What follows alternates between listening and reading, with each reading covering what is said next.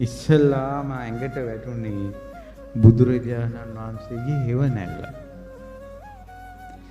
ඒ හෙවණැල්ල ඇඟට වැටෙනකොටම ඒ ඇතිවෙච්ච ශාන්තිය, ඒ සිසිලස යසෝදරාවගේ තුරුලේ ඉඳලා ලැබිලා නැහැ. සුද්ධෝදන රජතුමාගේ හොරතල් කරන තුරුලේ ලැබිලා නැහැ. උද්‍යානයක ලැබිලා නැහැ. සීතල දිය පොකොනක නහද්දි ලැබිලා නැහැ. ගිමනින් එන්නකොට සීතල හුළඟ වැදෙනකොට ලැබිලා නැහැ. එච්චර සිසිලසක්, එච්චර සතුටක් එතකොට කියනවා සුඛාති සමන ඡායා.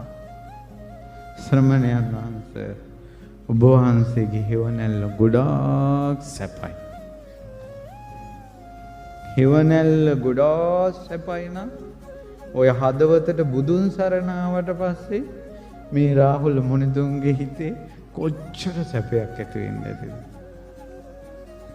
ධම් සරණ ආවට පස්සේ, සංඝ සරණ ආවට පස්සේ, ඔය හිතට සතර සතිපට්ඨානය ආවට පස්සේ මේ රාහුල මුනිදුගේ හදවත කොච්චර සාන්ත වෙන්නේ නැතිද? මට නම් ආසයි ඒ මුනිදු දිහා බලන්න. එච්චර සාන්ත හදවතක් රාහුල මුනිදුට තිබුණා.